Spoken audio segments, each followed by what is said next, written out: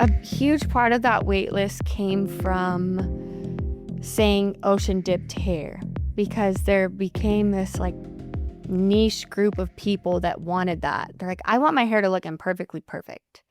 And that's kind of what it turned into, where I became like known for that. Where it's like, oh, I have to go to her for this.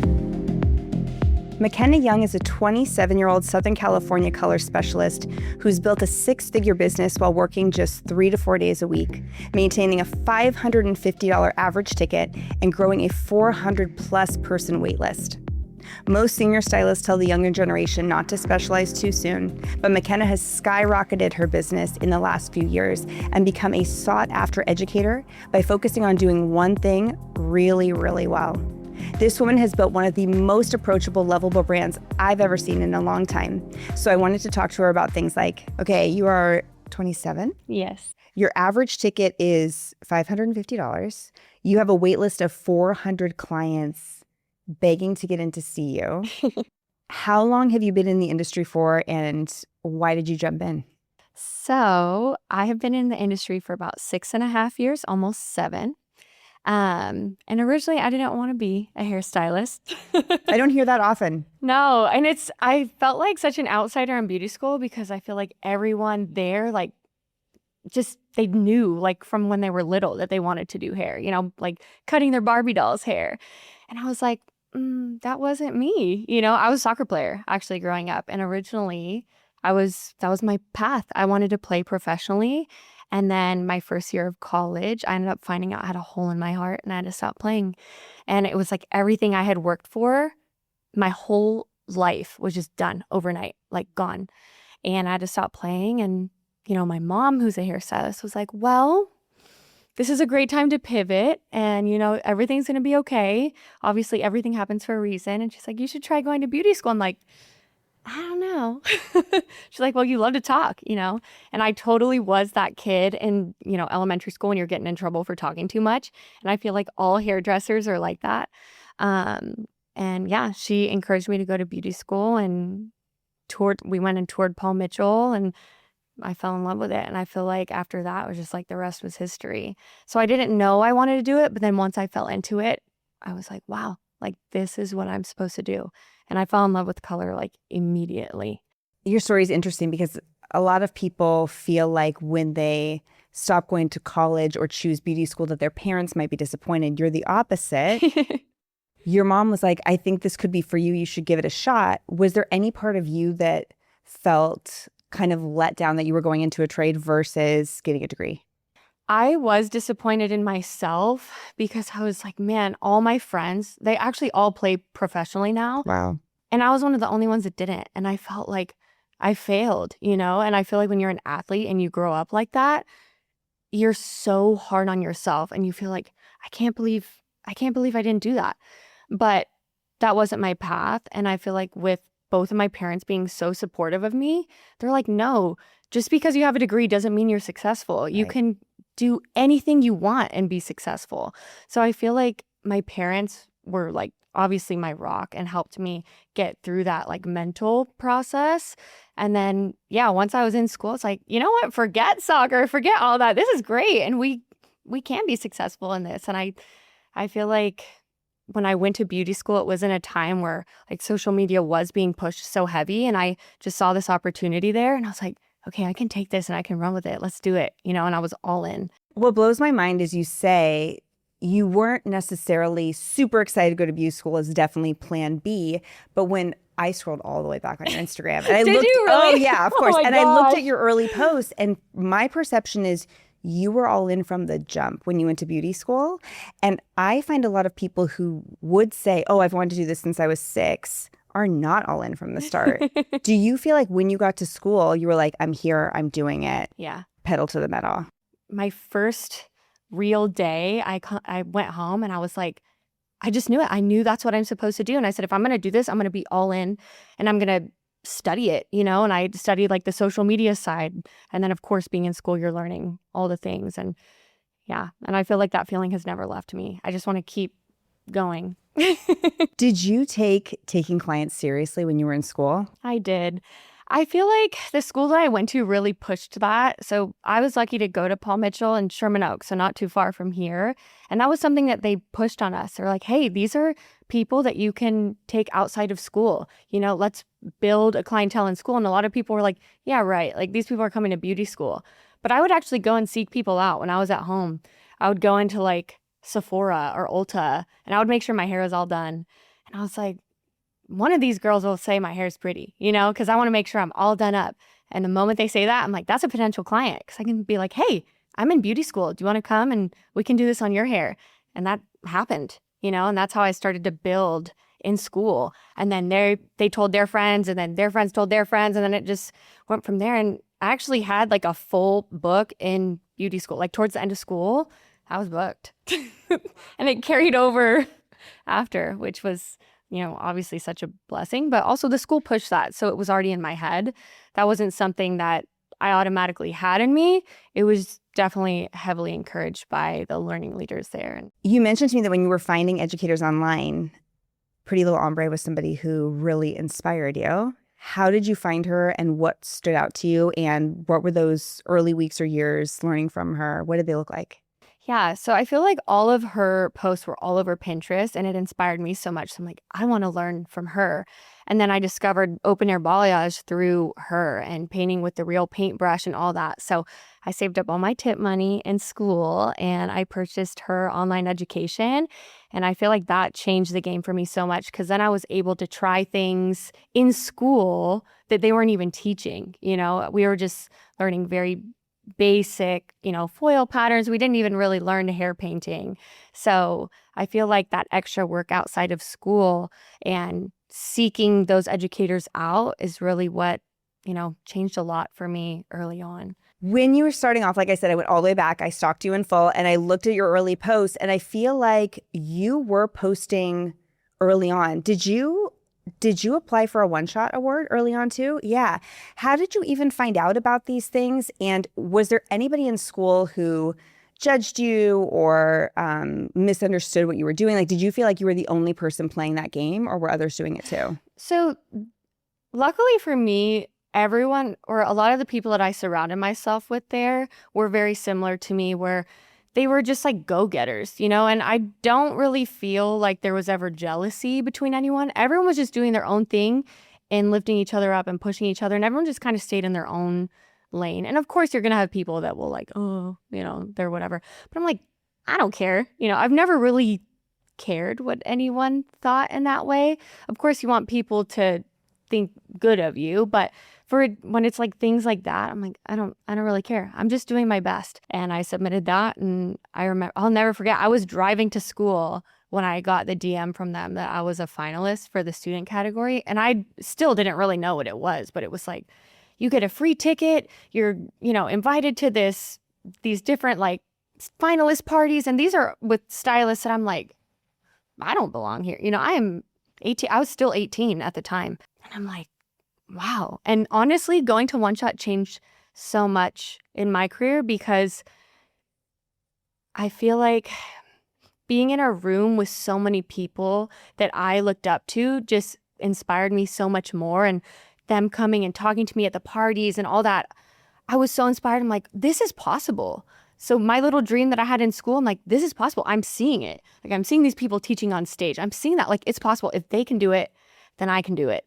And yeah, and then it just kind of blossomed from there. And it's so true. They say like you're the sum of the people that you spend time with and you put yourself in a high-powered, high-impact room from the start. Yeah. And you couldn't help but be inspired. When you left school, you worked at Priscilla's salon? Yes. Is that your mom's salon? So actually, he's technically my cousin. It's my cousin's salon. But I call him my uncle. We're like big Latin family. Everyone's uncle, auntie, Of course. We're in downtown LA right now. Where is Priscilla's located? It is like 40 minutes from here. It's in Santa Clarita, actually. Okay. Yeah. Describe Santa Clarita to us. What kind of community is that? Oh my gosh. It's just like suburbia. Yeah. But Santa Clarita is just small town vibe. I don't even know how to explain it.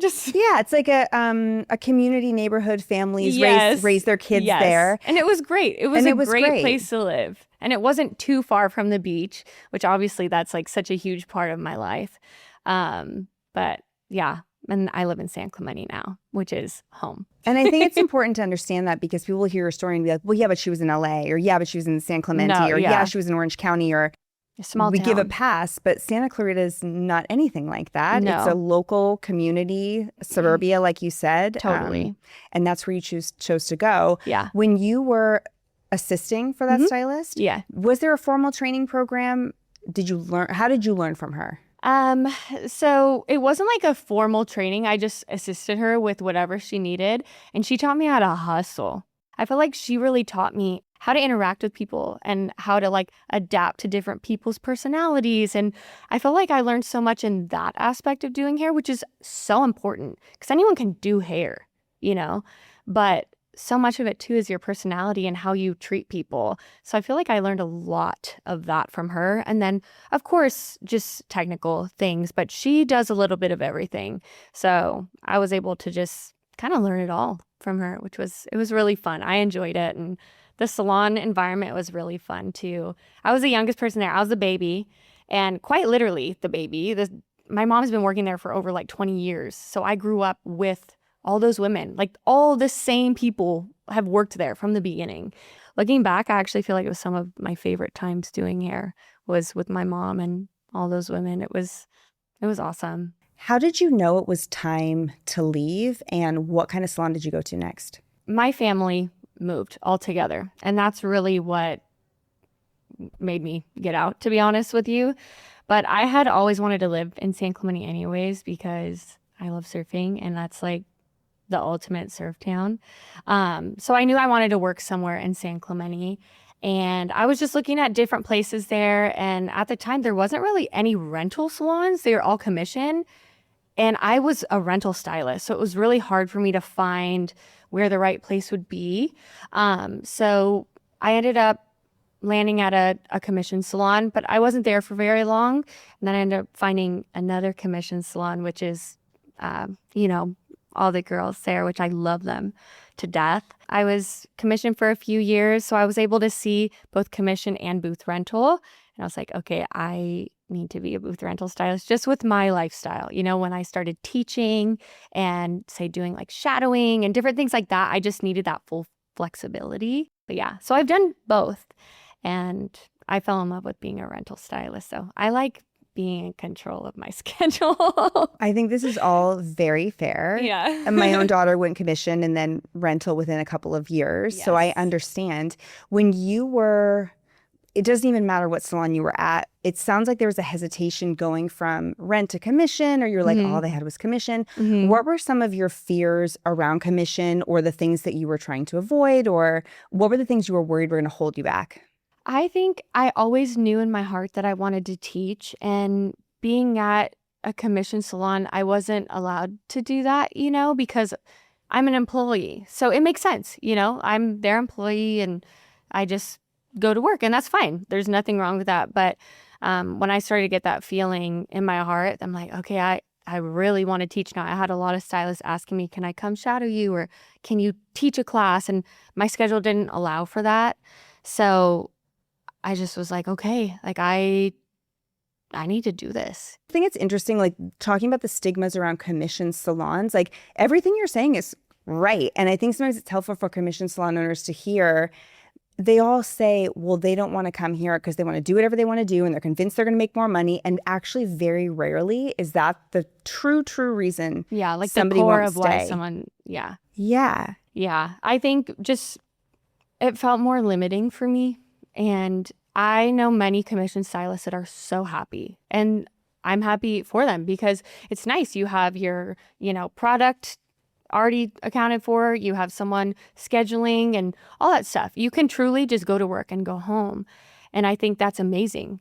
But for me, I like to be in full control. I like to be the one in direct communication with my clients. And then also, starting to work with different brands or whatever, you get these different opportunities that might fall on a work day that, if you're commissioned, it's hard to be like, hey, can I have this day off? It's like, no, you're taking money from the salon at that point. Right. So I understand, like, from a salon owner's mindset, and then also from the stylist mindset too.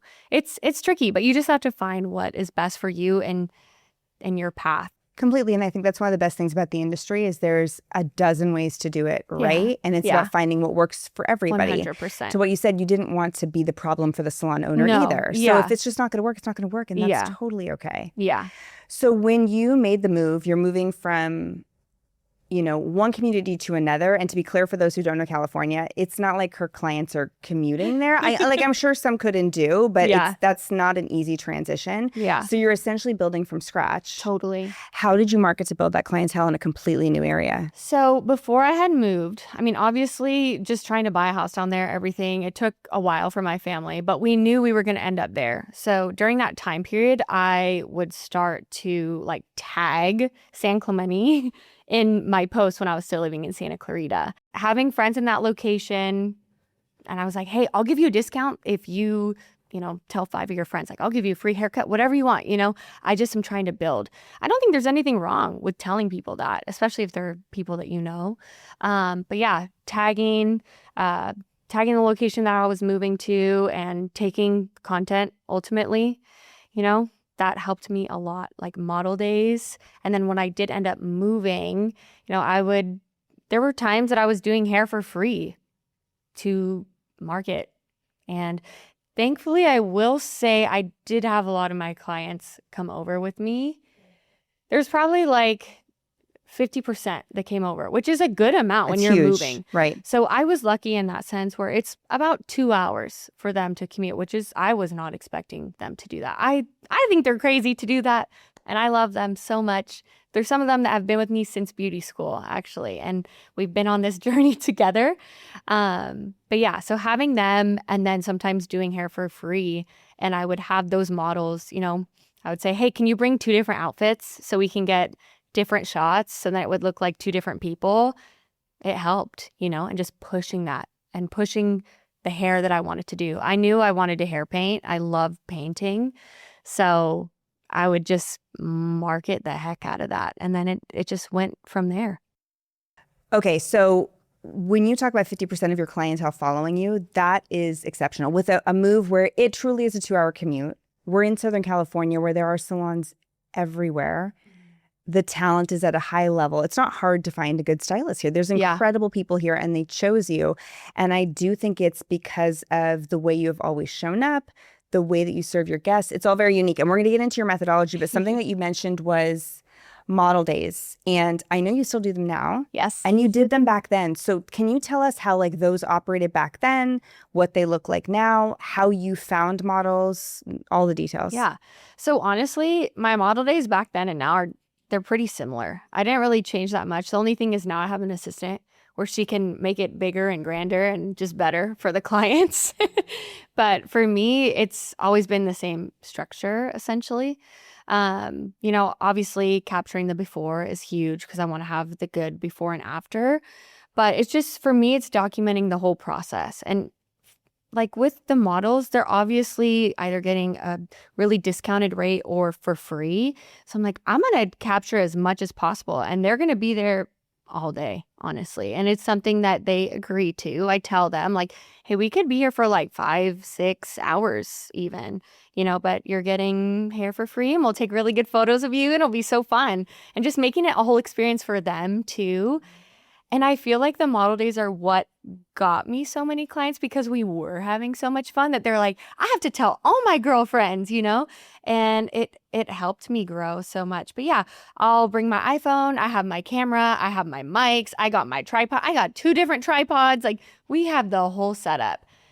And I will say back 6 years ago, in the salon I was at, it was weird to have a tripod, for sure. Thank you for saying that, because I think that's a fear for a lot of people is they're like, the way I could never. You can't like I could care. never do it. You can't care. That's the thing. I have never cared. You just do, and I didn't want to overstep either because all the stylists there have been doing hair for so many years. And I didn't want to make them feel like I was this like cocky, like young buck, I was like, I respect them, but I'm trying to grow. And this is the new way to grow because yes, word of mouth is huge, but social is what people are going to now to find stylists. And at the time, people my age, that's how they were finding stylists. So I was like, it's just a different way of marketing, And I would come in on a day where there weren't many stylists in the salon. So I was lucky to have that, where if I had my whole tripod set up, it was fine. But when it was a busy day, it was hard. I was like totally that person that would bring like a chest strap with my iPhone hooked up to it. Wow. No joke. No shame. I didn't care. We would laugh. Like, people would laugh at me, but I just kind of would make a joke of it. That's just what I do. I'm You like, had a job to do. Like, you were like, we're going to get it done. Yeah, we got to get it done. Obviously, I don't have that now, but I do have my 2 tripods. I have my assistant. I got all the cameras.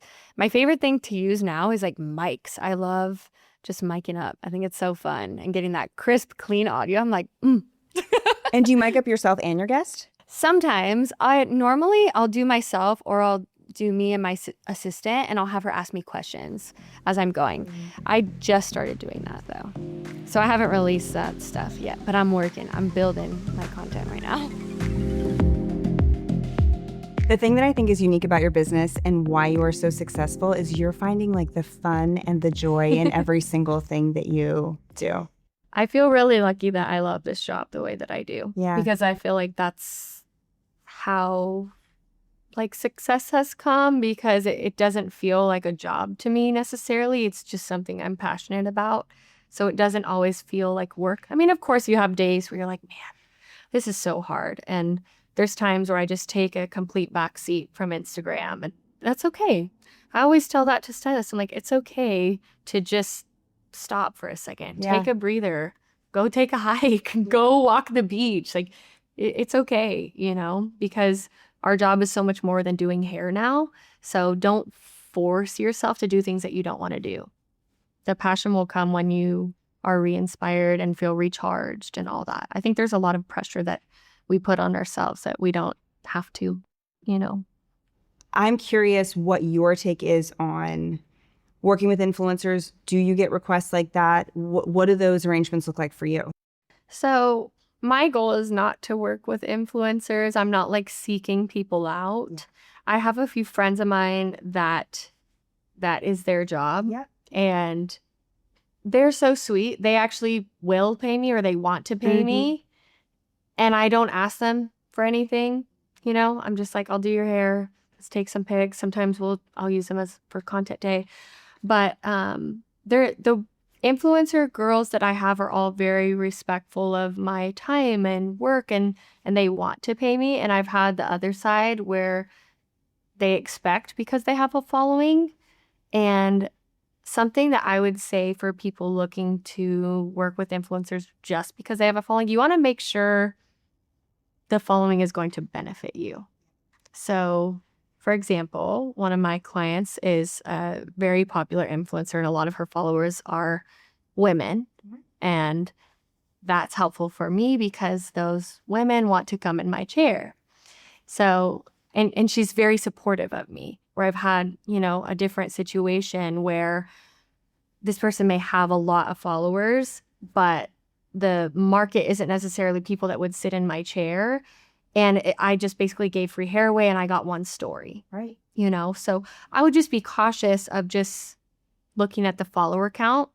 Make sure that you're going to really click with this person. It's a partnership. It's a true collaboration. You don't want to feel like you're being taken. So yeah, I think in the beginning I was like so excited. I'm like, oh my gosh, influencers. But I think just like be a little, be cautious, because you want to make sure that you're getting equal, it's an equal partnership or collaboration. So when you were at Priscilla's, it sounds like you were like exposed to everything. You saw a lot of different services. At what point in your career would you say you became a specialist? So I knew that I wanted to get really, really good at hair color. I didn't necessarily know I wanted to like specialize in balayage or anything like that. I just knew I loved color. So from the beginning, I just really studied hair color, and I still do. I'm like, there's so much to always learn. And, I think honestly, like last year, truthfully, is when I feel like I really found myself. And I was teaching before then, but I just loved what I was doing. But I feel like last year is when everything clicked, in my brain and my heart and my confidence and everything. I was like, this is what I'm supposed to do. And it took me 6 years, you know? I feel so fortunate to have like jumped on right when you were on the rise, because I've gotten to watch it and it's been really inspiring and exciting. What you've built is amazing. Thank you. How did you develop? What are your methodologies? So I love to do ocean dipped hair, Yeah. which is hair painting, and then it's also through foil work. So ultimately, it's just creating hair that basically looks like mine. My hair is ocean dipped in real life. You know, I don't really color it very often. And kind of how that started, how I started doing it behind the chair, was my clients would come in and be like, I want your hair. And I had a bad answer for them. I'm like, I don't know how to do that. Like, come surfing with me, you know, because the more you're in the sun and the salt water, it's going to change. You know, it's going to get golden and you're going to have these different warm tones in there. And that's what they liked. And I didn't really know necessarily how to get them there. And I'm like, that is a terrible answer as a hairstylist. I need to know how to do that. If they want that result, I need to figure that out. So they really inspired me to learn how to create this like natural look on them. And then I started getting people from like Colorado coming in and wanting that. And I thought it was so cool. And it was so just like humbling. Like I was like, wow, like these people are coming from everywhere for this. And it was just bringing my two passions together. It was like I love the ocean and surfing and I love doing hair. And then they just came together. And yeah, it just came through trial and error and doll head work and content days and all the things, and just not being afraid to take a risk. And the reward was great. You do the thing that so many people don't innately understand how to do, in that you didn't say, well, I like doing this, so I'm going to market as this and then convince people that they're going to love it. You instead were like, wait a minute, there's this natural desire for this. I don't exactly know how to do it yet, but it's in my zone of genius. I can see what the result is supposed to look like. I'm going to figure it out. Yeah. You told me, you were like, there was a lot of trial and error. Was that trial and error on your clients? What did that look like? How long did it take you to like dial it in? So I feel like doll head work has been so important for me from the beginning, and I still do it, you know, because there's some things that you don't necessarily want to try on a paying client's head that can be a little scary. Like, for example, breaking the base, right? A lot of people know how to do just a normal base break, but I wanted to figure out a way to create this little warmth in the hair. And I'm like, how am I going to do that when it doesn't grow out of the head? You know, I want to create it on the ends. So I would take a doll head or, you know, one of my friends' hair and be like, hey, can I try this technique on you? And I would literally paint a base break on them.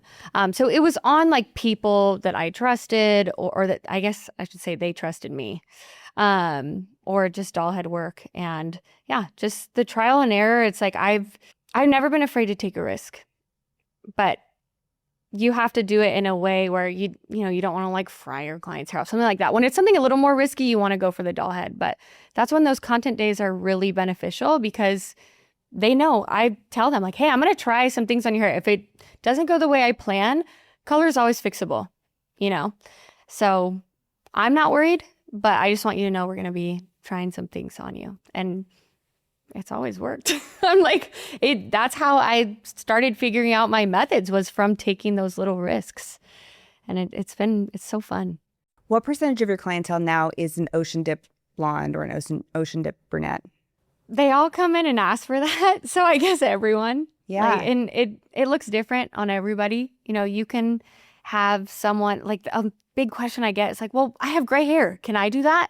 It's like, yes, absolutely. So what I'll do for those clients is we'll do a little bit more of a Rudy look on them and we'll hair paint them. And it's available for everyone. I'm like, it's an option for everyone.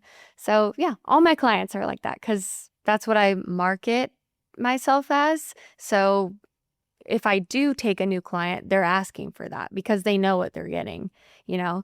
And it's funny, my clients that have been with me forever, they're like, can you do this? I want to go like dark, solid brown. I'm like, yes. Like, just because I post online, you know, I'm doing dimensional hair color doesn't mean I can't do that. It's just what I'm basically marketing to new clients or to hairstylists that I'm trying to teach and things like that. When I said at the beginning, you have a wait list of 400, it's kind of like a jaw drop. Mine did. I was so impressed. It's gone up. I just looked at it this morning. I was like, I need to shut it off. Incredible. Do you think you would have such strong demand if you hadn't specialized? I don't think so. I think a huge part of that wait list came from saying ocean dipped hair, because there became this like niche group of people that wanted that. They're like, I want my hair to look imperfectly perfect. And that's kind of what it turned into, where I became like known for that, where it's like, oh, I had to go to her for this. Obviously I can't see those people, so I really should shut the wait list down, to be honest with you. But I do just like to have it up just in case. I don't know. You never know if someone cancels, and it is hard for me to go through. But truthfully, I keep it because I want my assistant to have people.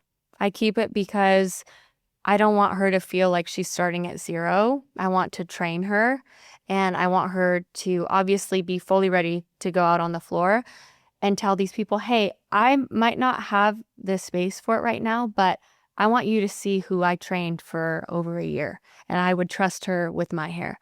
So truthfully, that's why I have it, because it's not really for me anymore. You know? Yeah. In my advice, I would keep it. It's like you're giving people a chance, and you never know what's going to come in the future. Yeah. I think it's genius. Are you taking people in off the wait list? Like, do you have openings or opportunities? Not really. Not it's like once in a blue moon. I was trying to keep appointments available, like 1 or 2 each month for a new client, but it's really hard. I mean, I'll probably see one new client like every few months. I would say the most I've ever seen new clients was February, because that was kind of like a slower, it's like after holiday. I don't know. It's kind of a weird time. So I was seeing I saw like 4 new clients in February, which was great. I'm like, whoa, new friends, so fun. But now it's just crazy. We're in spring, summer, and everyone wants to get their hair done. So I like to keep it just in case, but I'm not actively going through it. And I tell people that too. Like on the form, it's like, I'm not actively going through this, but if you want to submit it, I really appreciate it. And it means a lot to me that, you want to get your hair done by me. But it's also good for me to know I can refer those people to someone that I trust, all that. You've built such a successful specialty. Something that I hear a lot is, I'm a big fan of specialists, but I get a lot of pushback mostly from, honestly, stylists of my generations and the generations who came before me, who say it's really dangerous advice to tell a young person to specialize. And I don't think that everybody should, but you're an example of somebody who's done it really well. Has anybody ever told you, don't niche down, don't specialize, do it all? I think my own mom. Yeah, right. I think she's very hesitant when I told her. She's like, what do you mean? And I'm like, well, I love this. I want to do this, and I want to go to work and be happy, and I want to do what I'm passionate about, and I want to get really good at this thing, so then I'm known for it. She's like, well, it doesn't really work that way. You have to do everything. What if you get a walk-in? Or I'm like, Mom, the salons that I'm at, like walk-ins don't really exist anymore. You have to book an appointment, and it's different. And I think it depends on which salon you're at. It just depends. But for me, it worked. I do wish that in the beginning, I wasn't so closed off to other things though, because I do think it's important to have that foundation first.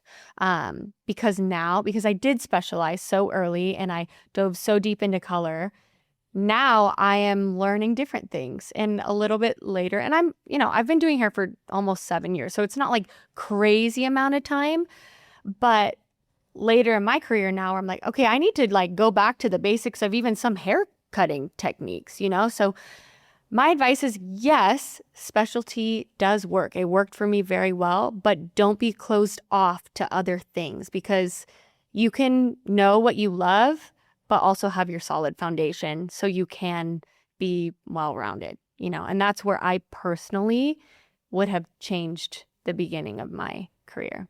But it all worked out. I appreciate you saying that. And I don't think there's ever a time where any stylist, no matter how successful, has like graduated beyond education. Like, I got it. I know it all. I don't have to do it anymore. And when I talk to successful people like you, every single time. They'll say, and I'm still learning and I'm still educating and I'm going back to the basics. And I want to make sure that I'm not missing something because things are always changing and it is easy to kind of settle back into losing some of those fundamentals.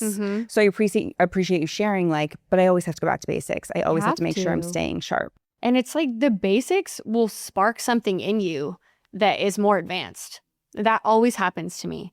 So I use RN Color, and they have these series of videos on their website that it's just like very basic color theory, how the color works, all that stuff. And I will go back and review those constantly. Even though I know everything about the color, for whatever reason, I'll go back and it just sparks something new in me, you know? And I think just basic color theory, foundations of hair cutting, whatever it is, it's going to spark something more advanced in you the more that you're, you know, going back to those fundamentals.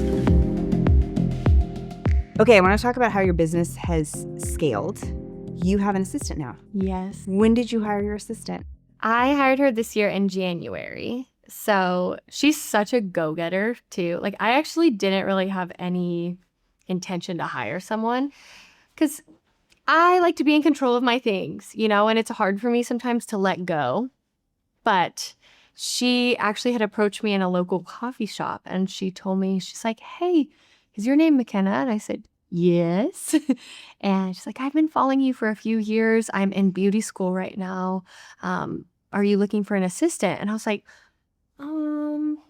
well, maybe. Like, let's stay connected. And I just loved her like attitude. And she reminded me a lot of just like me when I was in her position. So I just see so much potential in her. I'm like, I have to hire this girl. I know it will work. And I felt we met at the perfect time. And then I started getting more opportunities with classes and teaching and brand stuff where I'm like, okay, I do need help.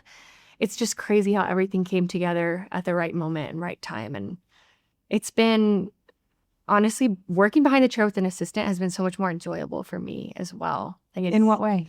Well, I think it just takes a lot of stress off, you know, and you can get more done and just little things like shampooing and extra help on the blow dry or toning and all that stuff makes a difference.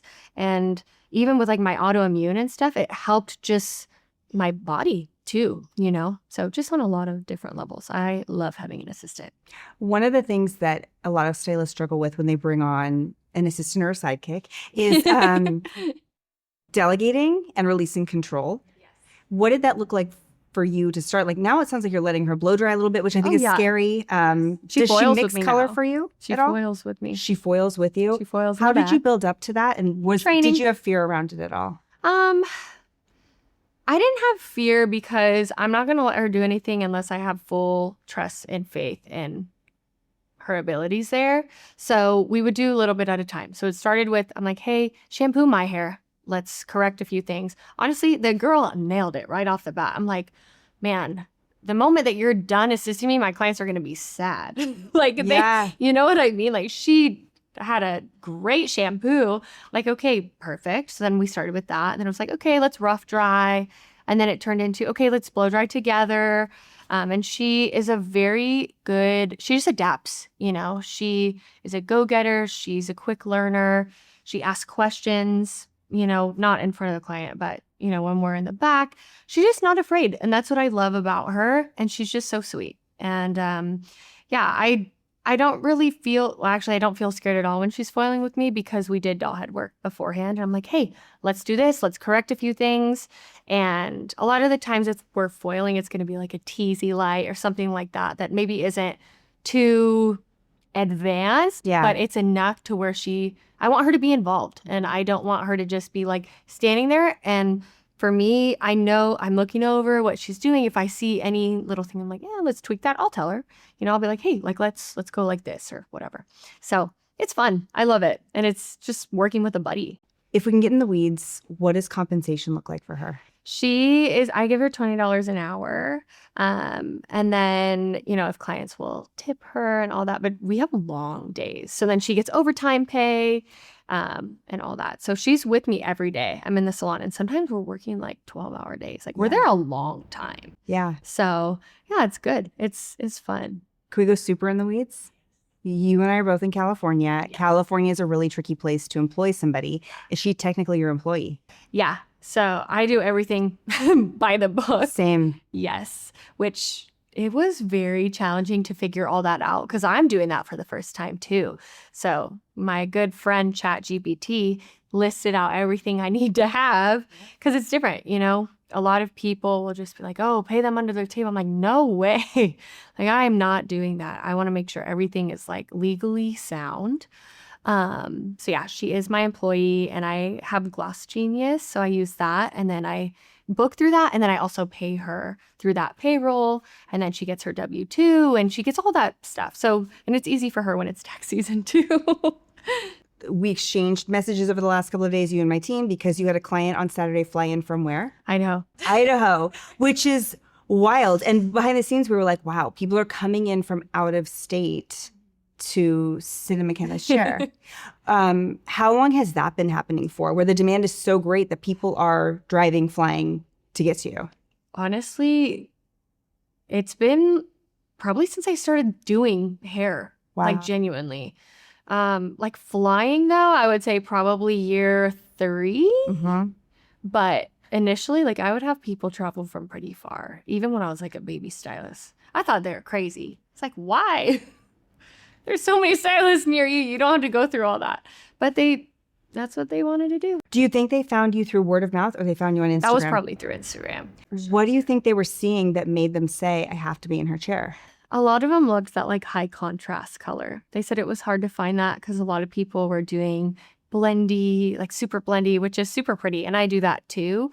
But when I would post more of the contrasty blonde photos, they wanted more of like a chunky look that a lot of people are a little hesitant to do, and valid, you know, it can be scary. But that was the biggest request that I got. And for the hair painting, a lot of people will travel for the hair painting because that's what they want, you know? And sometimes I have to tell them, like, maybe this isn't the best technique for you and your goals. Let's start with foil work. And if you want to build the hair painting, we can do that.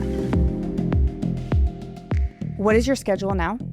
I work 3 to 4 days a week in the salon. I'm there long days. I take about 3 to 4 clients a day. But yeah, I work Wednesday through Saturday, which is great. Wednesdays are normally my content days. How long did it take do you feel like you have a full book of business now? If I said, do you have a full clientele? Yeah. When do you think you got to that point when you were like, okay, we've done it. Like I've got a full book, business is good. I'm feeling really good about the business I've built. So, okay, to be so transparent, I have total imposter syndrome. Like I'll never feel like I'm good enough. I just have to be honest and real. And yes, I have a full clientele. I'm fully booked. I don't have room for new clients, but in the back of my head, there's that little voice sometimes, and I'm never going to feel like I fully did it, you know? But I am very booked, very busy, and I feel like for me, when I moved to San Clemente, it took me about 6 months to feel secure in that. And it was a lot of hustle and grind and all of that. But you know, it was worth it because ultimately now I am comfortable and I have my wait list of people. You said your booth rental now? How did you find the salon you're at? So she's actually an old coworker of mine is the owner. And like I said, when I moved to San Clemente, there wasn't many rental salons. So that was her mission. She's like, I want to build out a rental salon for stylists because so many commission salons were around us and they're great, but what about the stylists that want to have their own schedule? So she built that out and just the timing was right for me to move over. And it wasn't an easy move by any means. It was super hard for me because the previous salon I was at, they're like family to me, and it's never easy leaving family, you know, and I'm still very close with them to this day. So everything is fine. But it was a hard move and I felt scared. And I think whenever you're moving salons, it's scary and you have these fears like, what if my clients don't follow me? Or what if they're mad at me? Or just all these different things. But at the end of the day, when you have that gut feeling of, I know that this is right for me. Obviously do it in the right way. I would never want to just do someone dirty, but you have to do it. You have to make that move when you got to follow your heart. Are there studio suites in San Clemente? There are. Why didn't you do that? Okay, so this is kind of like not a fun answer, but I have a few different autoimmune diseases that affect me really heavily behind the chair. And that actually was a big reason why I left the others. That was actually the reason why I left my other salon, because I was rental and everything was great, but I needed somewhere with a lot of windows. And where I work now has these huge sliding glass doors behind me, and I work right next to a big window that stays open the whole day. Because the fumes of the salon really get me. And in a suite, I debated it before finding out about my autoimmunes, but I'm glad I didn't do it because it wouldn't have worked out for me. But I can't be in somewhere that doesn't have like good ventilation or windows and things like that. But I think suites are great. I think they're so cool. And it's such a good option for stylists that, they don't want to own a salon, but they want to own their space and decorate their place. And I think it's so cool. I think it's amazing that there's so many different avenues that we can go. And it's just getting better, honestly. Agreed. I talk about being wealthy a lot. And when I talk about wealth, there's 4 different areas. So it's money, time, relationships, like really great people in your life, and health. And health, wealth in our industry is the one thing that most put last. And you put it first. And the funny thing is, if you don't have your health, you actually don't have anything. Like you can't do the job. I learned that. Right. I learned that heavily about the last 2 years of my life. And I wanted to quit. Like I was so close to just throwing in the towel, which is so not like me. But I was getting so sick and I didn't know what was going on, and just so many doctor's visits and like, why is this happening to me? And thankfully I got answers and I found what, triggered my autoimmunes and whatnot. And now I can work behind the chair and I'm like, oh, forget those autoimmune diseases. And they sneak up on me every now and then, but I feel like I found that balance and I really have to listen to my body. I know this sounds funny, but I have my Aura ring and it will tell me, if it says like your body's under stress, I'm like, ooh, like I gotta only see 2 clients that day, like I have to make sure I'm listening to my body. And, it's a little bit of a different mindset than say where my mom comes from. She's like, if I have the flu, I'm going to work. Well, not actually, but you know what I mean. It's like, I know the generation. Yeah. It's like no excuses. You figure it out. You show up for the guest, right? Like, she is such a hustler and she will work. She works so hard. And it was just like a different mindset where it's like, no, if you're not feeling good, like you still got to go. I'm like, but I feel like ill. Like this is a career, like long term. I have to listen to my body. And I think that was kind of looked down upon for a long time. And maybe it still is, I don't know. But I am very vulnerable online and I'll share that with other people. Just, I'm struggling today. Like I have an autoimmune and I'm a hairstylist and it's hard today and we need to find balance. And I actually was able to connect with like this community of hairstylists that also have autoimmunes. And I felt like, oh, like I feel so seen right now. And I'm like, it's okay to take days off or take sick days. Like it doesn't mean that you're a failure. Like your body has to work so much harder, so do what you need to do to have a lifelong career, because if you burn out, it's not good. And I think that's so important. And that's one of the things that like your generation of hairstyling is really normalizing, is this idea that you can still make great money, have a great clientele, serve at your highest, and still put your health first. Like we have to hold space for 2 truths. And I think that this next generation is really showing that it's possible. Yeah. And it's exciting. You mentioned really briefly, but I caught it. You said, well, it's a good thing I didn't go to a suite because it wouldn't have worked out. And it was almost from a place of, even if I wasn't working through autoimmune, it wouldn't have been a good fit for me. Why? I love people. I love being around a lot of people. So I think a suite would have been good for me in the beginning. And then I think I would have been like, oh, I miss all my friends.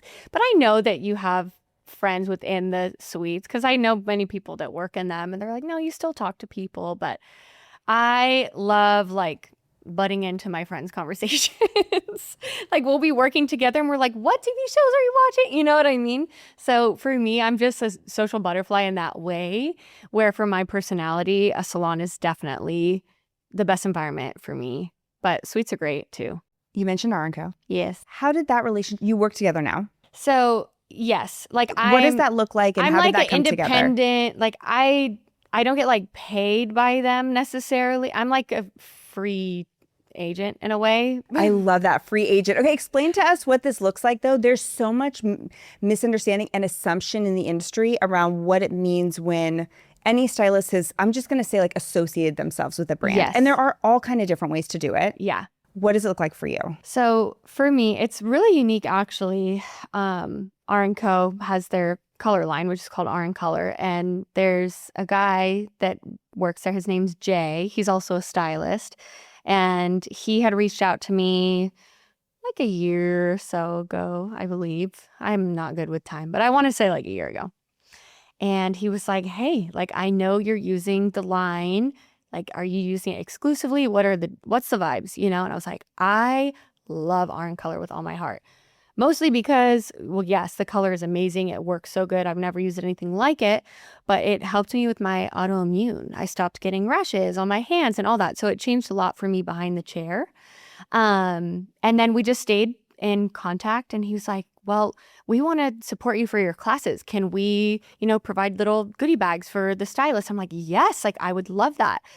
And it was perfect timing because at that time I didn't know what I was doing with education. I was like, I want to take this and run with it, but I'm like, I don't know what I'm doing. I had no sponsors, no one. And they came to me and they were like, well, we're there for you. And I had reached out to other brands that I had used in the past, and they like told me no. And it really hurt my feelings. And I was like, I'll remember that. I was like, I remember when you didn't help a young buck.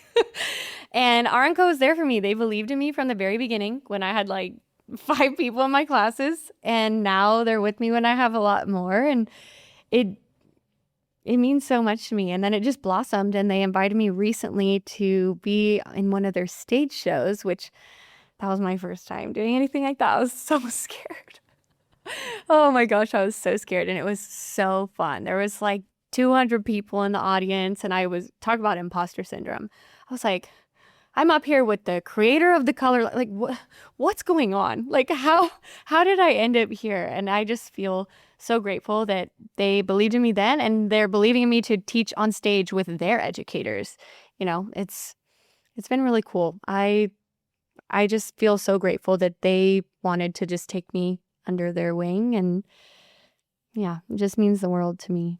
I really appreciate you saying that, and I'm really glad that you are now working with a brand who like sees and appreciates and values you.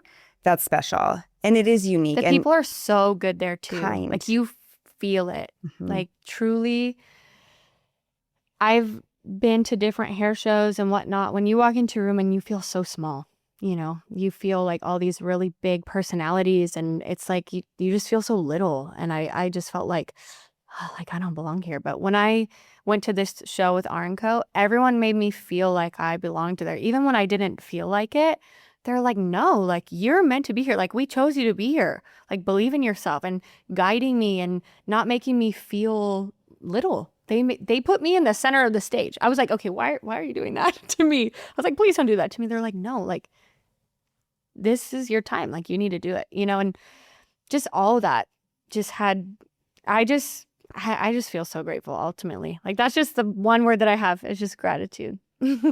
Okay, talking about growing as an educator, when did you know you were really ready to teach, educate, coach, mentor? When were you like, okay, I got it? I feel like you're never fully ready. You just have that feeling and you have to run with it. It's like what I was kind of saying before, of that feeling of when maybe it's time to leave a salon or whatever it is. You get that feeling with teaching too. And I felt it. I always felt that I wanted to teach. Even when I was in beauty school, I would ask my friends like, hey, can you come watch me do this? And can I like tell you what I'm doing? Because I wanted to learn how to teach, even when I didn't know what the heck I was doing. But I always just wanted to help. I don't know. It's always been in me. So when I started to become more confident in what I was doing, and then more stylists were reaching out to me saying, hey, I would love to shadow you, or can you teach a class? I'm like, you really want to learn from me? Like, there's so many people in this industry. Why do you want to learn from me? And it was those people that pushed me to believe in myself. And I still didn't feel ready, but I was like, well, I think it's time. Like, there's enough people. I guess there's enough demand. Let's do it. And that gut feeling, I'm glad I listened to it, because now I love teaching. I love being in a room full of hairstylists and connecting. And I just love helping. I love helping young, new stylists, or not even young, just new stylists. Like this last show that I was at, there was a lot of people that had come up to me and they're like, I'm still in beauty school, or I'm assisting, and just thank you for being such a relatable educator and not, making it sound like you know everything. I was like, I don't. I'm just telling you what I know. And it's not everything, but I'm here to help you. And I love to stay connected with stylists outside of the class. I'm like, I'm here for you. Yeah, you came to class today, but I'm here beyond this. If you need something, DM me. I'll give you my formulas. I'll give you whatever you want. I'm here for you. So yeah, I love teaching so much. You mentioned something that was so key and critical is the demand came first, which is one of my golden rules. Is a lot of people say I want to teach, I want to educate. How do I get started? I'm going to make a freebie. I'm going to do all of these wacky things. And the reality is demand comes first. When you have something or you've developed a skill set that people are interested in, trust me, they'll let you know. That is 100% of the time when I talk to somebody who's a successful educator, the DMs were open, the requests were there. Even with your clientele, you followed that rule. It's well, the demand came first and I showed up to serve it. What did those early classes look like, and what do your classes look like now?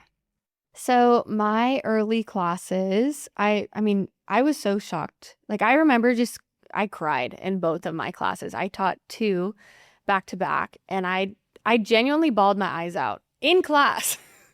The people taking it were probably like, this chick is so weird. But I was so just humbled by the fact that people wanted to spend their hard-earned money on my class. So obviously the structure of the class is much different now, but back then it was a foil and balayage technique, and it's still, the vibes are similar. I love to just keep open conversation throughout the class. I'm the one teaching, but also I'm learning from you too. And I like open discussion. I don't like it to just be this, okay, you're learning from me and I know everything. No, I want to learn from you too. And I'll just open it up to the class. So it's fun. Classes feel like a big hangout, to be honest with you. And it's great. And my technique is always changing. So what I taught 2 years ago is completely different than what I'm teaching now. And there's a stylist. She's so sweet. She has come to literally every single one of my classes, which I told her, I'm like, girl, just come for free now. I'm like, holy smokes, and she travels from across the country to be there. And she told me, she's like, every class I come to, I learn something different. Even if it's the same technique, I'm learning something different. But that's something for me. I'm always trying to evolve my classes. I don't want it to just be the same thing every time. I want to add something new. I'm always just looking to advance placements or styling, whatever it is. So yeah, if someone has taken a class from me years ago, it's very, very different now. And I teach both foil work and hair painting. So hair painting is more for my blonding class, and the foil work is for a level 4, little darker base that wants to still be ocean dipped. I do think your education approach is innovative, and I think that this is the direction that we're heading, where it really is a collaborative learning environment. And what you're talking about, where you're saying, and my technique is continuing to evolve. When I look at a lot of the educators who exploded, say a decade ago, they were still teaching methodology similar to you, but it was a one and done. So I learn it, that's it. There is not a whole lot more to it. And you're in this constant evolution that's keeping you fresh. And I think it's what keeps your clients and stylists coming back for more and continuing to want to learn from you. Have you experienced this collaborative learning environment yourself? Were there any other educators that you learned it from, or was it something that you were craving? I was craving it because I love community. Yeah. And I actually experienced the opposite. Yeah. So I would go to classes and I felt, once again, really small, and I felt scared to ask a question, and I hated that. I was like, why am I paying money to be somewhere where I can't even ask a question? And I'll never forget, I was taking a cutting class and the educator looks at me and was like, why are you asking that? And I was like, well, why else would I be here? I was like fresh to the game, you know? And it really hurt my feelings. And I was like, well, if I ever teach, I will never be that way, because even going back to just like school, not beauty school, regular school, I just remember being so scared to ask questions. And I hate that feeling. And that's something I never want anyone to ever experience when they're in my classes, because I just want everyone to feel comfortable. I want them to feel safe. And there's a reason why you're there. You want to learn. So why are we afraid, you know? And yeah, we're all learning. Just because I'm the educator, I don't know everything. You know, we all have different gifts and skills, and we can help each other grow, you know? With where your business is at right now, what percentage of your, I'm just going to ask a bold question, like revenue/focus is coming from education versus clients behind the chair? I think education, you can make money really quick, but behind the chair is like that long term, like that's your foundation, you know? That is your bread and butter. And to me, classes is just, I'm still new, you know, to teaching. So I'm growing in that area. So I definitely make more behind the chair, but I'm working on the education side. I would say it's pretty close though. What I think that you've done that's very smart. And again, I think for you, it's just innate. And you were like, well, yeah, obviously that's how I would do it, but it's not how most people move, is that you chose to use education as a way to almost like bolster yourself behind the chair. And I don't know if that was the intention, but I think it's what happened. And you've almost created this ecosystem that serves itself. I don't know if you know this. My daughter went to your class. You know this part. My daughter went to your class. She fell in love with you. She said, you're amazing. And she was like, you have to know this girl. She's incredible. So nice. But what's really cool, and I don't know if you know this, is people now come to her and say, I know you do Makenna's Ocean Dipped. I want that. I didn't know that. That's so cool. And it is so cool. And that's what you've created. And I really think that's a part of your ecosystem. So when you say, you know, the work behind the chair is the foundation and the education is kind of like the piece on top, I really have been able to see firsthand, like truly it's almost like you're a drop in the ocean and like the ripple effect that you're making. It's really cool. I like that. It's really impressive, really impressive. Thank you. That means a lot to me. And it's really cool to hear that though, because that's my goal. Like when people started traveling to me to get their hair done, I was shocked. I was like, you're driving more than an hour here? And then there was people flying and I was like, what is going on for your hair? You know? And I'm like, whoa, like there's something really cool here. And like I had said earlier, it's like bringing my two passions together, doing hair, and then my love for the ocean and surfing, and just bringing them together. And I was able to give that to these people that maybe had never even seen the ocean before. But there's something about surfing that just like, it's cool. Like it just draws people in and it draws me in. And it just, I don't know. There's people that come in, they're like, I just want to look like a surfer girl. I've never even been to the beach, but I want to look like a surfer girl. And it's cool to be able to give that to people. So then with that, I'm like, well, let's bring this to stylists and other places where then they can bring that to their clients. So then people don't have to fly in to me. They can see them. And it's cool. Kind of like you said, like an ecosystem. Mm-hmm. It's this really cool community. And I love when people tag me on Instagram, like I did, you know, ocean dipped hair trim. I'm like, let's go. Like, that's awesome. Like nothing makes me happier. And just seeing people thriving and doing this beautiful, amazing dimensional work. I love it. It makes my heart just like so warm and fuzzy. I can tell it does. I can tell. You mentioned most of your clients find you now by word of mouth. Do you think that they're still checking you out on social media? Totally. Yeah. So it's still a huge piece. Yes. It's like, you know, one of my clients will tell their friends or post on their story and they'll tag me. And then, you know, I'll get the follows from their friends. And they're like, oh my gosh, I love so-and-so's hair that you did. Can I please come in? And I'm like, I do have a wait list. But I will say I'm taking new clients more off of a referral basis just because for me personally, I'm all about like personality. I don't care what they want. It doesn't have to be ocean dipped hair. I'll do whatever. I like to change it up. Like I have been wanting someone to come in and ask for a fashion color recently. I'm like, I want to do like blue or something. I don't care what it is. I just want a really good human in my chair. So that's why I feel like referrals have been the best for me. But yeah, they will always look at my Instagram. They're like, okay, I like this, this, and this. You know, it's the portfolio. It's the new magazine. And I think it's important to have your work on Instagram for people to see. And I know videos are like the big thing now. Videos are the big thing to go viral, but you need to have pictures so then clients can have inspo photos. So I have both. If I'm like, okay, I need to have a little viral push, I'll do a video. But if I'm like, okay, I need to have my work available for clients to see, like, this is what I want, maybe this is what I don't want, or, you know, it's just good to have both. Agreed. Do you wake up in the morning and consider yourself successful? I think there's always room to grow. So I wake up in the morning and I'm really happy with how far I've come because it has not been easy. I share a lot of the good on social, but there's been some parts of this career that really knocked me down super hard, like really hard.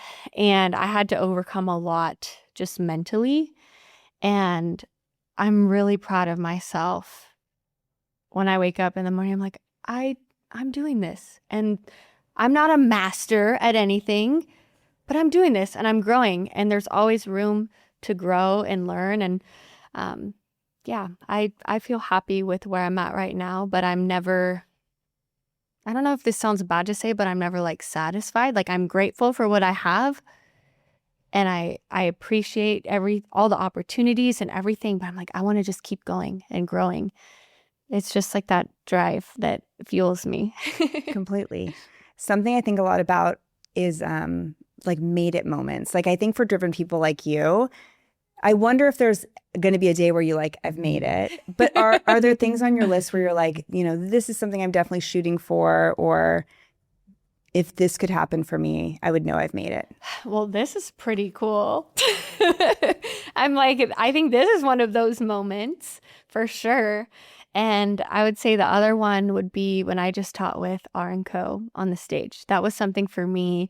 I said, okay, 10 years in, I hope I can be on a stage, even if it's just like a little pedestal, like just a stage at a show. I think that would be so cool.